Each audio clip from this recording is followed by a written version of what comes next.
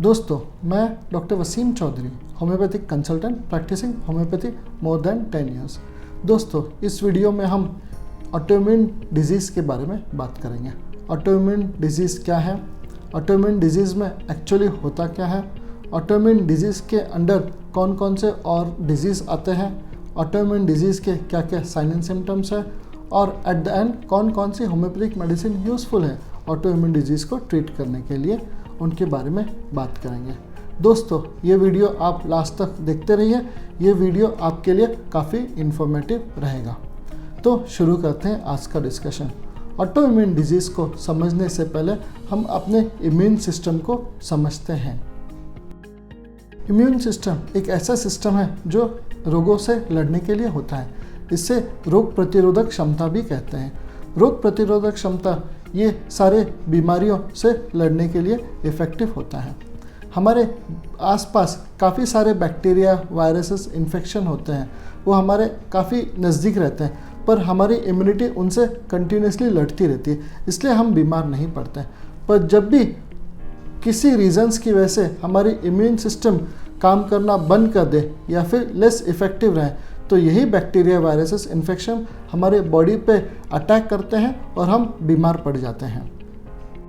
Immune system के अंदर बहुत सारे अलग अलग सिस्टम आते हैं, बहुत सारे अलग अलग ऑर्गन आते हैं। For example cellular immune system, जिसका पार्ट WBC है।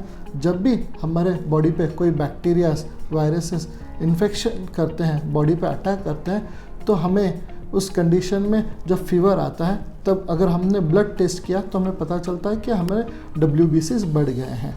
यही WBCs as a cellular immune system का काम करते हैं। ये लेवल WBC का लेवल बढ़ जाता है, जिससे ये इन्फेक्शन को फाइट करने में मदद करते हैं। इसके साथ साथ और भी बहुत सारे ऑर्गन्स, बहुत सारे सिस्टम इन्वॉल्व होते हैं। इन सब को मिला के ही इम्यून सिस्टम बनता है। यही इम्यून सिस्टम हमें बहुत सारे डिजीज़ को फाइट करने के लिए इफ़ेक्टिव रहता है। पर कुछ कंडीशन में जब यही सेल्स, हमारे नॉर्मल सेल्स ही अपने ही सेल्स को डिस्ट्रॉय करने लगते हैं, और इस कंडीशन की वजह से जो सिम्टम्स, जो डिजीज़ डेवलप होती है, उसी डिजीज़ को ऑटोइम्यून डिजीज़ कहते हैं। दोस्तों, अब हम ऑटोइम्यून डिजीज़ के अंदर कौन कौन से अलग अलग डिजीज़ आते हैं उनके बारे में डिस्कस करेंगे। फर्स्ट, जो सबसे कॉमन डिजीज़ देखा गया है वो है type 1 diabetes, insulin dependent diabetes. ये डायबिटीज़ यूजुअली बच्चों में देखा गया है। इसमें हमारे ही बॉडी के पैनक्रियास सेल्स, बीटा सेल्स जो डिस्ट्रॉय हो जाता है, जिसकी वजह से इंसुलिन प्रोडक्शन नहीं होता है, शुगर लेवल बढ़ने लगता है, इसीलिए एक्सटर्नल इंसुलिन देना पड़ता है। ये एक सबसे कॉमन डिजीज़ है ऑटोइम्यून में। सेकेंड, जो कॉमन डिजीज़ देखी गई है वो रूमेटॉइड अर्थराइटिस। रूमेटॉइड अर्थराइटिस को RA भी कहा गया है। इसमें पेशेंट में जॉइंट पेन ज़्यादा होता है, जॉइंट में स्वेलिंग रहती है, रेडनेस रहता है, इन्फ्लेमेशन रहता है। इसमें RA पॉजिटिव कंडीशन होती है। ये यूजुअली सिमेट्रिकल में देखा गया, दोनों साइड्स में अफेक्ट करता है।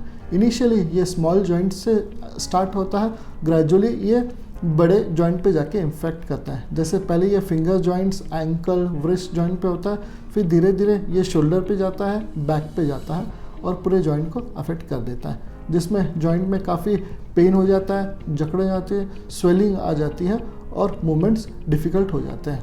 थर्ड, जो सबसे कॉमन डिजीज़ देखी गई है वो सोरियासिस है। ये स्किन रिलेटेड ऑटोइम्यून डिजीज़ है। इसमें स्किन में काफ़ी ज़्यादा प्रोलिफरेशन हो जाता है, स्किन एक्सेस फॉर्मेशन हो जाता है, जिसकी वजह से स्किन काफ़ी डैमेज हो जाती है। फोर्थ कॉमन ऑटोइम्यून डिजीज़ जो देखा गया है वो है SLE, सिस्टमिक लूपस एरिथेमेटस। इस कंडीशन में बॉडी में काफ़ी ज़्यादा थकान हो जाती है, बॉडी में काफ़ी रैशेस होने लगते हैं, चीक्स पे, नोज़ पे काफ़ी रैशेस डेवलप हो जाते हैं, एक बटरफ्लाई शेप जैसा रैशेस दिखने लगते हैं। इसे सिस्टमिक लूपस एरिथेमेटस कहा गया है। फिफ्थ कॉमन ऑटोइम्यून डिजीज़ जो देखा गया है वो irritable bowel syndrome, irritable bowel disease. इस कंडीशन में ये गैस्ट्रिक रिलेटेड ऑटोइम्यून डिजीज़ है। इसमें पेशेंट में काफ़ी ज़्यादा लूज मोशन रहते हैं, कई पेशेंट में कॉन्स्टिपेशन रहता है, ब्लड इन स्टूल रहता है, वेट लॉस होता है, काफ़ी ज़्यादा सिस्टमेटिकली डिस्टर्ब रहता है patient. Next sixth common disease जो देखी गई है वो है मल्टीपल स्क्लेरोसिस। ये एक ऑटोइम्यून डिजीज़ है। इसमें पेशेंट के नर्व्स के माइलिन शीथ काफ़ी डैमेज हो जाती है, जिसकी वजह से nerve conduction from brain to other part of the body proper नहीं हो पाता है, जिसकी वजह से काफ़ी बैलेंस में डिस्टर्बेंस आ जाता है, वॉकिंग डिफ़िकल्टी हो जाती है, नर्व्स कंडक्शन डिफ़िकल्ट हो जाता है और इम्बैलेंस जैसे लगने लगता है, और एट द एंड पेशेंट को पैरालिसिस भी हो सकता है। सेवेंथ जो कॉमन ऑटोइम्यून डिजीज़ देखी गई है वो है एंक्लाइजिंग स्पॉन्डिलोसिस। ये वर्टिब्रल कॉलम को इन्वॉल्व करता है।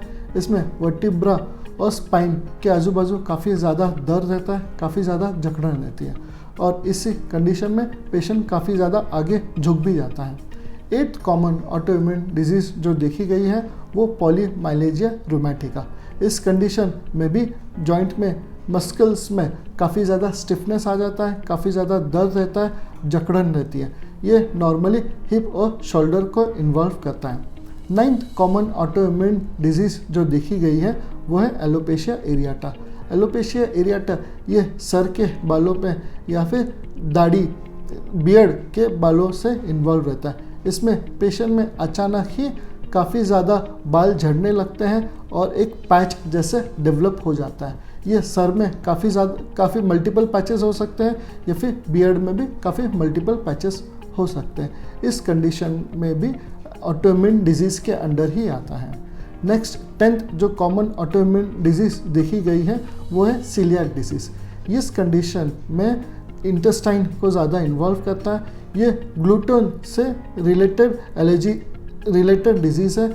इस कंडीशन में जो भी पेशेंट वीट, बार्ली, राई ये ज़्यादा खाते हैं उसमें प्रोटीन एलर्जी हो जाती है, जिसकी वजह से जो सिम्टम्स डेवलप होते हैं loose motion, blood in stool, weight loss, ये सारी कंडीशंस जो होती हैं उससे कंडीशन को सीलियाक डिजीज़ कहते हैं।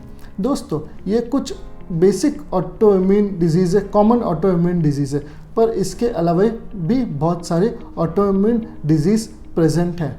इंडिया में ही 8 to 9% लोगों में ऑटोइम्यून डिजीज़ है। ऑटोइम्यून डिजीज़ को ठीक करने में काफ़ी समय लगता है। एलोपैथिक में specific medicine for autoimmune disease नहीं है, जबकि होम्योपैथी में काफ़ी सारे मेडिसिन हैं। अगर वही मेडिसिन अगर आप properly time to time for a longer time period तक ले रहे हो तो ऑटोइम्यून डिजीज़ काफ़ी अच्छे से कम्प्लीटली क्योर हो सकती है। दोस्तों अब हम ऑटोइम्यून डिजीज़ के कारणों, रीजंस के बारे में बात करते हैं। ऑटोइम्यून डिजीज़ का कोई एग्जैक्ट कारण अब तक साइंटिस्ट नहीं ढूंढ पाए, पर जनरली देखा गया है कि अगर फैमिली में किसी एक को कोई भी टाइप का ऑटोइम्यून डिजीज़ है, अगर फैमिली में किसी को सोरियासिस है तो चांसेस है कि फैमिली के मेंबर्स में अलग टाइप का या फिर सेम टाइप का ऑटोइम्यून डिजीज़ हो सकता है। दोस्तों इसमें मैं आपको कुछ बेसिक इन्फॉर्मेशन देना चाहूँगा ऑटोइम्यून डिजीज़ से रिलेटेड। ऑटोइम्यून डिजीज़ किसी भी एज में हो सकता है, बच्चों में, बड़ों में, बूढ़ों में भी देखा जा सकता है। ऑटोइम्यून डिजीज़ मेल और फीमेल में दोनों इक्वली देखा गया है। ऑटोइम्यून डिजीज़ को स्ट्रेस से काफ़ी ज़्यादा कोरिलेट किया गया है। अगर कोई पेशेंट को सोरियासिस है या फिर रूमेटॉइड आर्थराइटिस है या फिर कोई अन्य टाइप का ऑटोइम्यून डिजीज़ है तो उसके स्ट्रेस अगर बढ़ जाए तो ये डिज़ीज़ और भी ज़्यादा बढ़ सकती है। ये थ्रू हमने हमारे प्रैक्टिस में काफ़ी मल्टीपल टाइम ऑब्जर्व किया है, हमने नोट डाउन किया है। अब हम बात करते हैं ऑटोइम्यून डिजीज़ के ट्रीटमेंट के बारे में। दोस्तों आपको या फिर आपके फैमिली मेम्बर में अगर किसी को भी ऑटोइम्यून डिजीज़ है तो आपको पता है कि एक लंबे समय तक चलने वाली डिजीज़ है, पर अगर आप होम्योपैथिक मेडिसिन स्टार्ट करते हैं तो आपको इसमें काफ़ी इफ़ेक्टिव रिजल्ट दिख सकते हैं। दोस्तों ऑटोइम्यून डिजीज़ को ट्रीट करने के लिए कॉन्स्टिट्यूशनल मेडिसिन बहुत ही ज़रूरी है, इसलिए आप आपके नज़दीकी डॉक्टर से जाके मिलें, उन्हें आप आपकी कंप्लीट हिस्ट्री दें।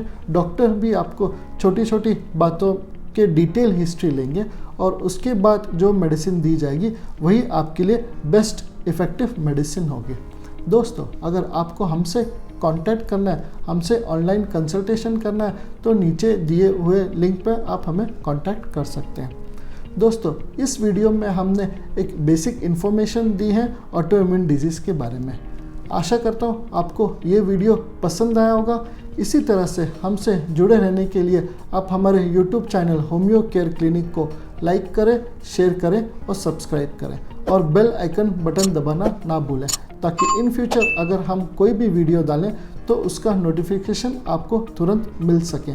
धन्यवाद। खुश रहें, स्वस्थ रहें।